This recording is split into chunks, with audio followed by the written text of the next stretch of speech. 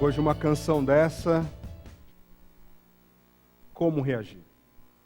De fato, o amor de Deus quebranta os nossos corações, porque o amor de Deus, ele é imensurável. Imensurável. Não há como medir tamanho amor. O amor de Deus não é o amor sentimental, onde ele sente, chora, ai, como eu gosto deles. Pelo contrário, é um amor que age, toma uma atitude, e uma atitude que nos beneficia e que faz louvá-lo sempre e sempre. Constrangido pela cruz. Constrangido pela cruz é a forma como eu fico diante dele, mediante esse amor que faz derreter todo o meu ser. Como você fica diante da meditação do amor de Deus? Como que você tem reagido? É isso que eu quero propor para você nesta noite.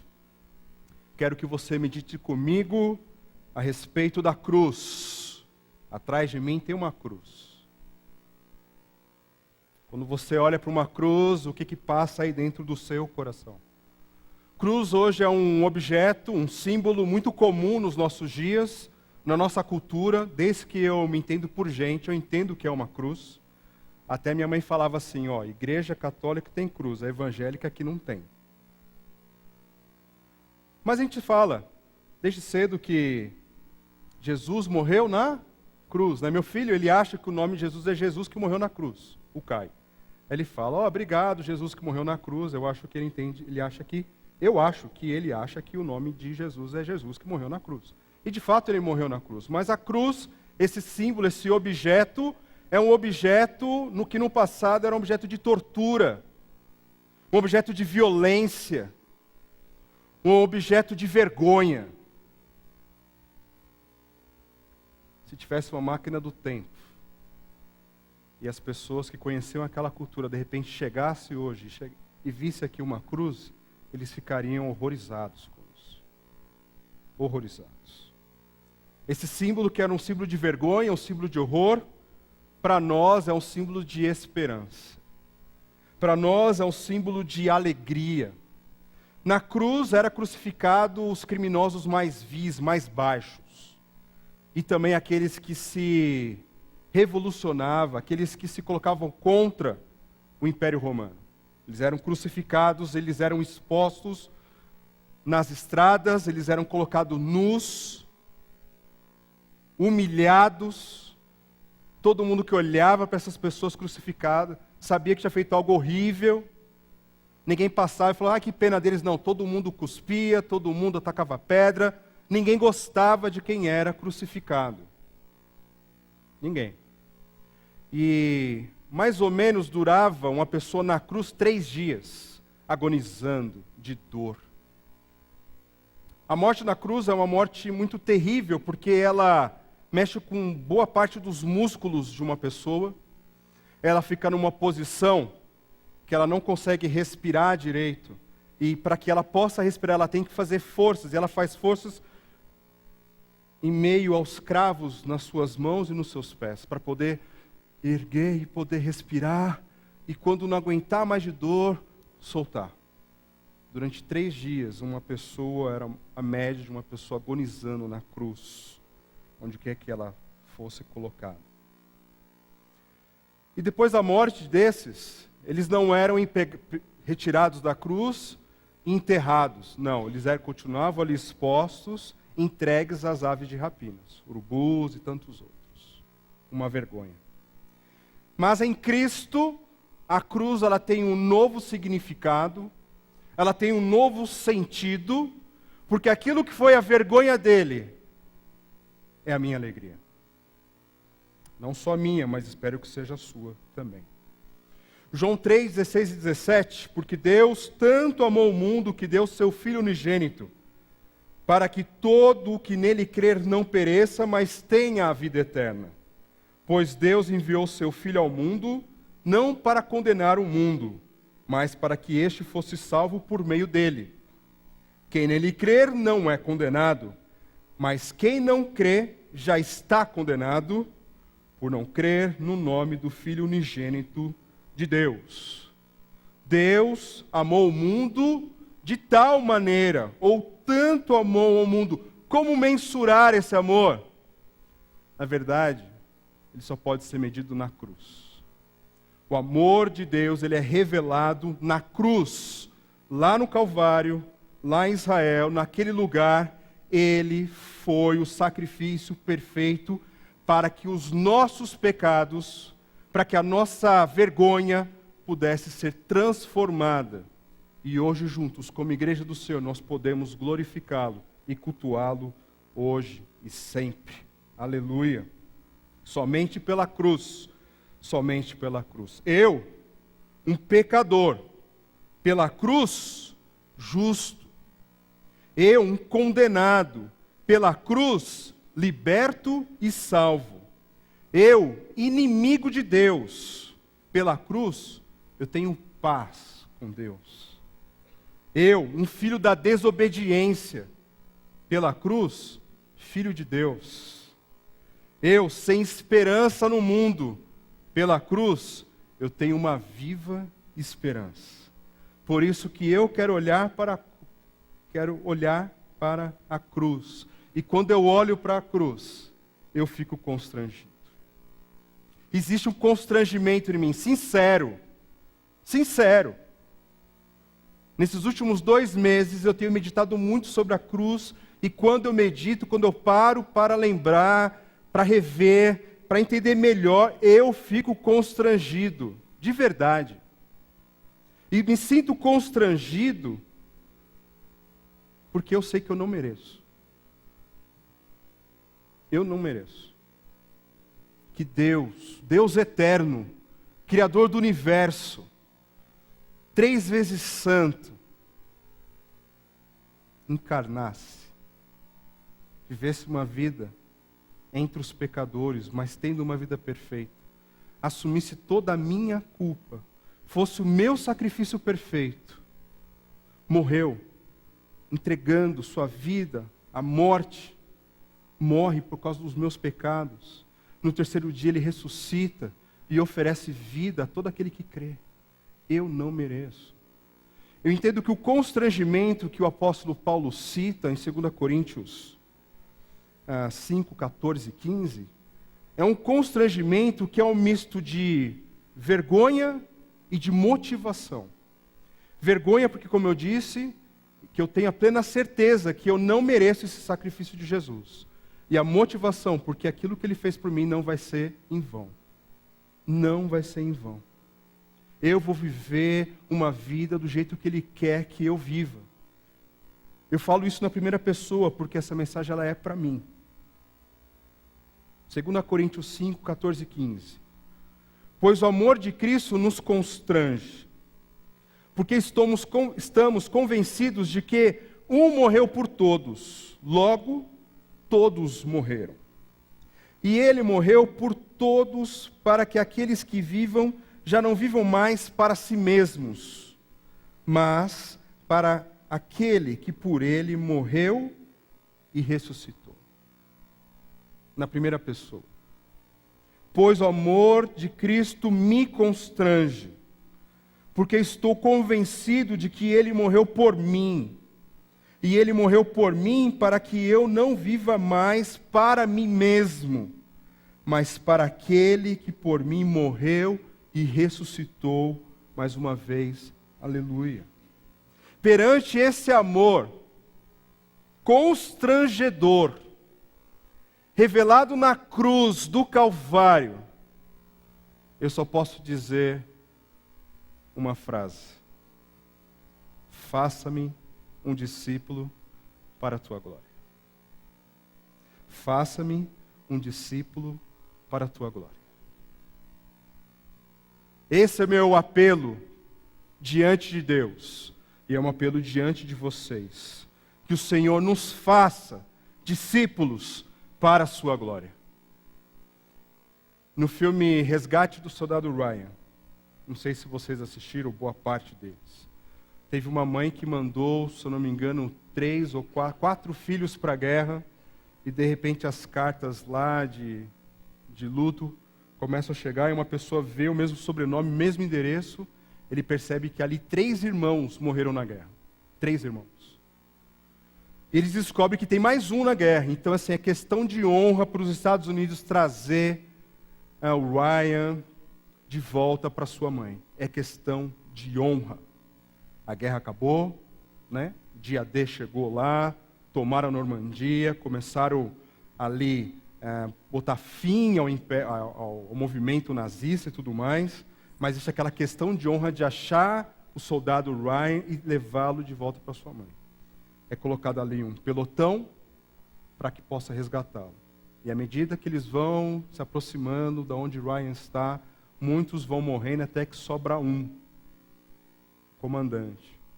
Ele ali, levando um tiro, agonizando, Ryan vai cuidar dele e fala assim: faça valer a pena. Faça valer a pena. E esse spoiler, para quem não viu o filme, né? Ele vira assim para a família dele e fala assim: eu cumpri tudo aquilo que eu falei. Eu fiz valer a pena. Quando eu olho para a cruz, e tudo aquilo que Jesus fez por mim, quando eu falo, faça-me um discípulo à tua glória, o que eu estou querendo dizer assim, eu quero fazer valer todo o sacrifício, toda a obra de Cristo na minha vida. É isso que eu quero. Por isso eu convido vocês a abrir suas Bíblias em Lucas, capítulo 14, 25 a 33. Evangelho de Lucas, capítulo 14, 25 a 33.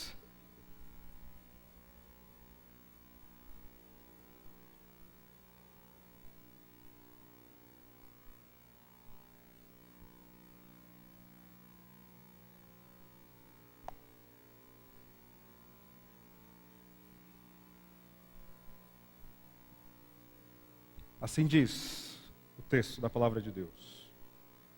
Uma grande multidão ia acompanhando Jesus. Este, voltando-se para ela, disse: se alguém vem a mim e ama o seu pai, sua mãe, sua mulher, seus filhos, seus irmãos e irmãs, e até sua própria vida mais do que a mim, não pode ser meu discípulo. E aquele que não carrega sua cruz e não me segue, não pode ser meu discípulo. Qual de vocês, se quiser construir uma torre, primeiro não se assenta e calcula o preço, para ver se tem dinheiro suficiente para completá-la? Pois se lançar o alicerce e não for capaz de terminá-la, todos os que a virem rirão dele, dizendo: este homem começou a construir e não foi capaz de terminar. Ou, qual é o rei que, pretendendo sair à guerra contra outro rei, primeiro não se assenta e pensa se com 10.000 homens é capaz de enfrentar aquele que vem contra ele com 20.000? Se não for capaz, enviará uma delegação, enquanto o outro ainda está longe, e pedirá um acordo de paz. Da mesma forma, qualquer de vocês que não renunciar a tudo o que possui, não pode ser meu discípulo. A pessoa que vive agora para Jesus e não para si mesma, deseja ser um discípulo para a glória de Deus. Diante dessa obra maravilhosa de Jesus, a nossa vida tem que ser para a glória de Deus. O nosso intuito principal é sempre a glória de Deus. Para que serve a igreja? A igreja serve para glorificar a Deus acima de todas as coisas. E ela faz muitas coisas que glorificam e dignificam o nome de Deus. Se você faz suas orações ao Pai, em nome de Jesus, no poder do Espírito Santo, se você confessa Jesus como seu Salvador pessoal, você entende essa obra magnífica da cruz, você se rende como pecador arrependido, recebe o perdão dos seus pecados, tem uma nova vida para viver, fique sabendo, você é um discípulo de Jesus. Não há opção disso. Se você entregou sua vida ao Mestre, você é discípulo, você é aluno, é aprendiz, você deve seguir a Jesus, você deve imitar a Jesus. Só que isso não acontece nas nossas reuniões. no curso bíblico, nos cultos, no celebra homens, mulheres, casais. Isso acontece em todos os momentos. Nós caminhamos com Cristo sempre, todos os momentos. Temos aqui discípulos nesse auditório? Glória a Deus. A pergunta é se você é um discípulo para a glória dele. Você é um discípulo para a glória de Deus? Espero que seja. Porque Jesus, ele ensina aqui como eu posso ser um discípulo para a sua glória. E como você também pode, juntamente comigo, ser um discípulo para a sua glória. Jesus, ele nos ensina que eu tenho que colocá-lo acima de tudo e de todos. Não há como seguir a Jesus se Jesus não é a parte mais importante. Não há. E no discurso que Jesus tem com aquela multidão, ele já começa assim: se você ama mais seu pai, sua mãe, sua mulher, seus filhos, seus irmãos, não serve para ser meu discípulo. Em algum momento Jesus diz que devemos odiar essas pessoas. Ele só diz que nós não devemos amar mais as outras pessoas, a nós mesmos, as coisas, do que a Deus. Não podemos. E amor não é só sentimento, pessoal. Amor me envolve tudo aquilo que eu faço. Às vezes nós falamos, eu te amo para a esposa, ela fica toda derretida, né? Mas quando às vezes a gente não fala que ama, mas dá uma atenção, ela está toda atarefada, a gente divide as tarefas, ela se sente mais amada do que uma palavra. Eu tenho que colocar Jesus acima de tudo e de todos. Jesus, ele fala isso porque ele requer das pessoas uma lealdade. Ele quer daqueles que o seguem lealdade, fidelidade. Quando Moisés recebeu do Senhor Deus os 10 mandamentos, o primeiro mandamento está lá: não terás outro Deus além de mim. Mas o que isso tem a ver com meu pai, com a minha esposa, com os meus filhos, com a minha mãe? O que isso tem a ver? Eu sou evangélico, eu sou batista, batizado por imersão. Eu não sou idólatra. Como assim? Outro Deus. Eu não estou entendendo que você está usando esse texto lá dos 10 mandamentos para falar sobre o que Jesus está falando aqui. Mas é justamente isso.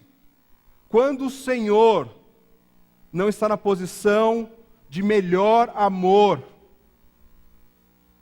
do meu primeiro amor, outras coisas tomaram essa posição, e isso se chama idolatria. Idolatria.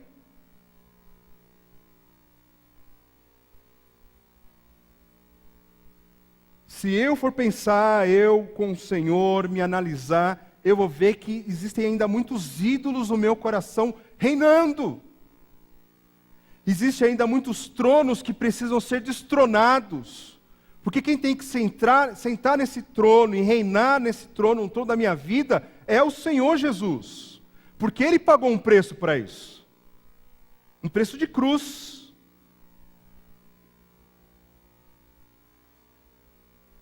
Mas essa sutileza que Jesus coloca é o que nós temos que estar atentos, porque a Bíblia diz que eu tenho que amar a minha esposa. Eu tenho que cuidar dos meus filhos, discipliná-los no amor do Senhor. A Bíblia diz que eu tenho que trabalhar com o meu esforço, fazer do meu trabalho como se eu estivesse trabalhando para Cristo, trabalhar para Ele. Deus, Ele me ensina tantas coisas que essas coisas que são tão sutis e listas, se eu não tomar cuidado, elas vão tomar o espaço de Deus na minha vida. E é isso que Jesus está falando. Ninguém pode seguir a mim se amar mais as outras pessoas do que a mim. É isso mesmo que o Senhor está falando. É isso mesmo. Um autor americano chamado Tim Keller, ele fala assim: ídolo é qualquer coisa que seja mais importante que Deus para você. E cuidado para falar que Deus é a pessoa mais importante na sua vida. Calma. Então, ídolo é qualquer coisa que seja mais importante que Deus para você. Qualquer coisa que absorva seu coração e imaginação mais do que Deus. Um parênteses aqui. Quando você vai dormir, o que está reinando na sua mente e no seu coração? É o céu? É o Evangelho? É a nova vida em Cristo? É a adoração a Deus? Ou são planos, sonhos, ideais? Ou mundos aonde lá eu sou o cara? Então, quando eu vou deitar, eu sonho, eu sou o melhor jogador de futebol do mundo. Eu faço 10 gols por jogo. Bola da FIFA lá, melhor jogador, eu ganho todo ano. Já há 20 anos. Lá na minha mente, lá no meu ideal. Isso é o quê? Pensando em mim, na minha satisfação.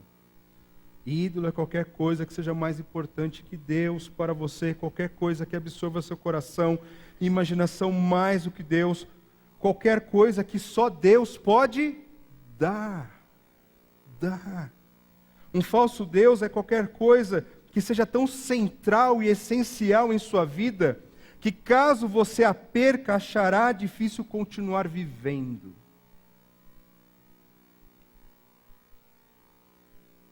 Eu já conheci uma pessoa que ela perdeu o emprego e a vida dela acabou. Entrou em depressão profunda. Profunda. Mal saía de casa. Tinha um filho, a esposa trabalhava e ele, porque ele perdeu o chão dele. O chão dele chamava Empresa Estrela de Brinquedos. A empresa faliu, ele perdeu o emprego, ele perdeu tudo que era para ele. Só que o que eu entendo do Evangelho é que Deus, Ele vai sempre provar o nosso coração para que esse mal seja purificado, ele seja tirado de dentro de nós. Você está pronto para isso? Você está pronto para isso?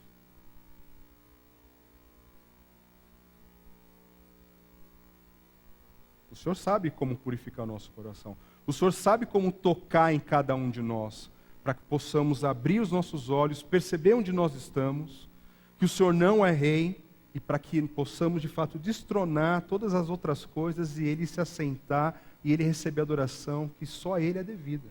A Ele toda a glória. Mas por que o Senhor prova o nosso coração para que a idolatria não reine mais em nós? Por quê? Qual o objetivo disso? O primeiro é porque Ele é que merece toda a glória, toda a adoração. O segundo, porque a idolatria é algo destrutivo. Todo o idólatra, ele é escravo. Escravo. Ele é dominado por aquilo. Mas quando nós adoramos ao Senhor, nós somos libertos de todas as coisas. Nós podemos dizer que em Cristo há liberdade. Liberdade para viver uma vida, sim, nos limites que Ele dá, mas nos limites onde existe satisfação e plena alegria, que é na presença dEle. A pessoa que é viciada em pornografia, ela é escravo disso. Ela idolatra isso. Isso não traz nenhum bem a ela. Mas uma vez que isso é rendido diante do Senhor, de Cristo, Cristo reina, e essa liberdade faz florescer frutos maravilhosos na vida de uma pessoa assim. Aquele que é preso, é escravo pelo dinheiro. E muitas das vezes a gente tem que entender que não é só quem tem dinheiro que é escravo do dinheiro. Quem não tem também é.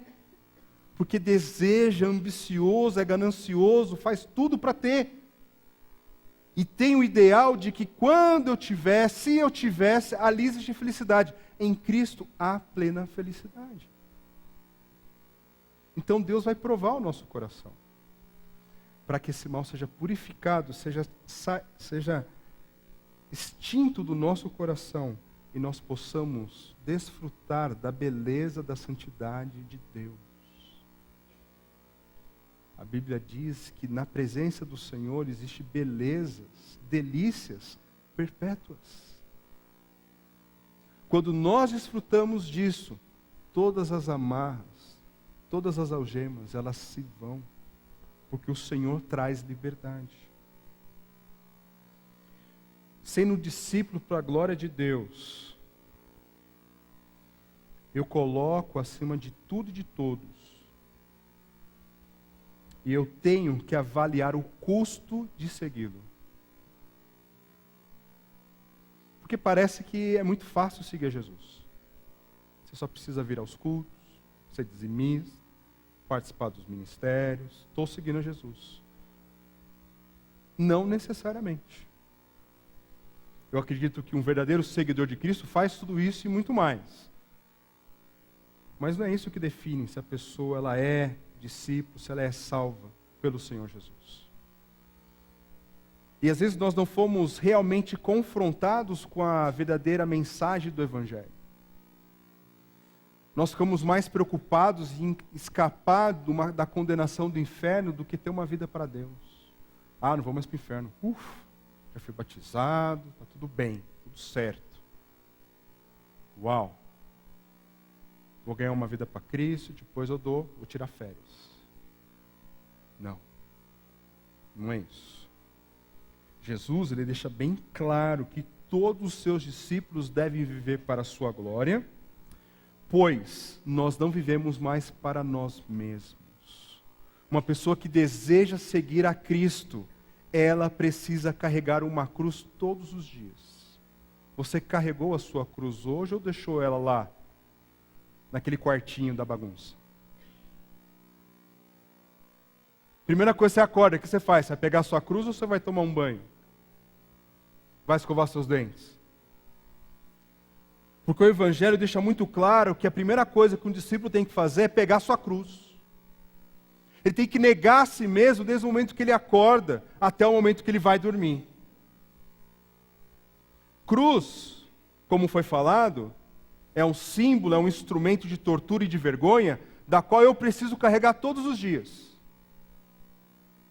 Então eu tenho que avaliar se é isso que eu quero para a minha vida. É isso que eu preciso avaliar.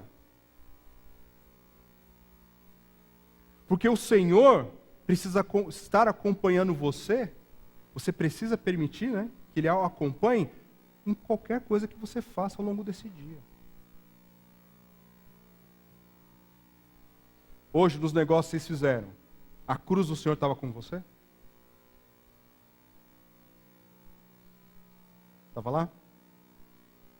Lá no seu trabalho, você levou sua cruz? Esse instrumento de morte, de vergonha?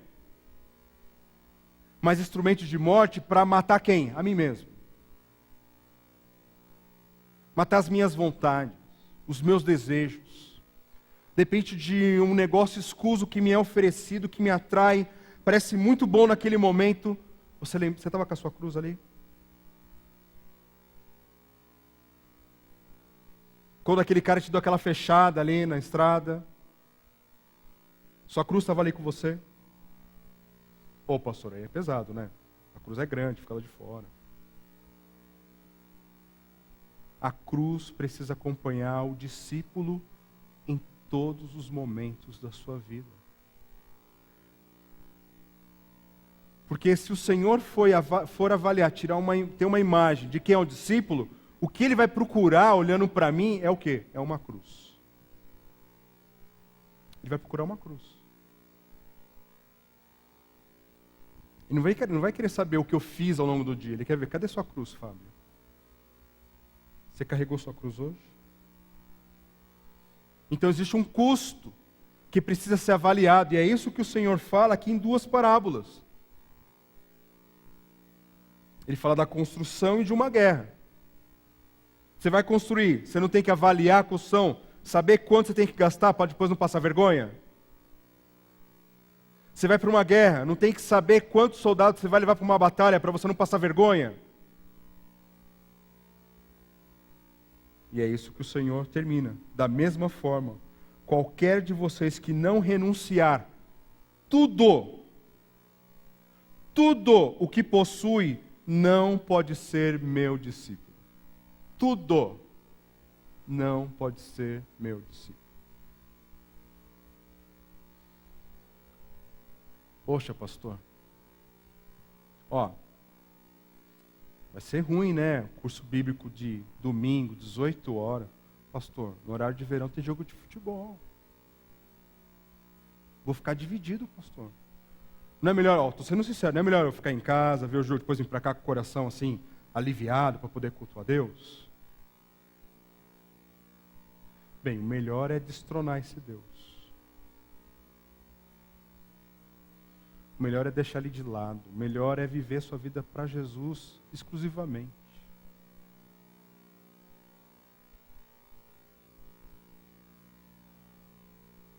É isso. Eu preciso avaliar. Foi falado isso para vocês, quando o Evangelho chegou a cada um de vocês, que vocês tinham que renunciar a tudo? Se você não lembra, a palavra de Deus está dizendo mais uma vez para você: você precisa renunciar tudo. Tudo. Sua esposa, seu filho, seu trabalho, seu carro, sua casa, seu sonho, sua faculdade, seus diplomas. Nada disso é ruim. Só não pode estar no lugar que é de Deus. É muito falado que o primeiro amor que a igreja de Éfeso, lá de Apocalipse capítulo 2, perdeu, aquele primeiro amor, é aquele sentimento gostoso quando a gente se converte. Não é? O primeiro amor é a posição de Deus. O meu primeiro amor é de Deus. Não é aquele sentimento, como era gostoso quando me converti a Cristo. Tudo era bom, tudo era lindo. Aí eu comecei a amadurecer e ficou tudo ruim. Como assim? Se amadurece e fica tudo ruim? Não, o primeiro amor que aquela igreja lá abandonou, sabe o que era? Ela abandonou a Cristo. Ela abandonou a posição que é só de Jesus. Por isso que muitas vidas elas precisam aqui ser reavivadas. Porque outras coisas estão tomando a conta, estão tomando espaço, estão tomando totalmente o coração de vocês, e não é o Evangelho, não é a pessoa de Jesus. Mas quando eu olho para a cruz, eu preciso me ficar constrangido, vergonhado e motivado, porque eu quero viver para a glória de Cristo. Para terminar, eu quero ler para vocês a canção do Grupo Logos, chamado Marcas. Conhecem? Eu não vou cantar não, tá? Só vou ler. Causa surpresa para muitos hoje em dia rever histórias que o tempo não levou, como os discípulos deixaram suas redes, o seu pão, a sua vida, e seguiram a Jesus. E muitos deles, certamente a maioria, não tiveram vida boa, mas trocaram por melhor. Andaram perto do Senhor, viram milagres de amor, deixaram marcas. Iguais a eles são bem poucos hoje em dia, que andam realmente perto do Senhor, que já libertos de seus vícios e pecados, vivem como perdoados, propagando a salvação. São tais pessoas que são fortes, sendo fracas, e por isso deixam marcas para outros como eu, andarem perto do Senhor, verem milagres de amor, pisarem marcas. Quero pisar sobre essas marcas de valor, pagar o preço de alguém que se dispôs também a entender a mesma voz que hoje chama e diz: segue-me. E não importa o que eu tenha que deixar, quero levar comigo a minha também pequena fé, para repartir onde Deus me permitir andar seu amor. Senhor, diante da tua cruz, faça-me um discípulo para a tua glória. Diante da tua cruz, Senhor, faça destes discípulos para a tua glória. Faça, Senhor, dessa igreja uma igreja para a tua glória. É o nosso clamor, é o que te rogamos, humildemente, no nome de Jesus. Amém.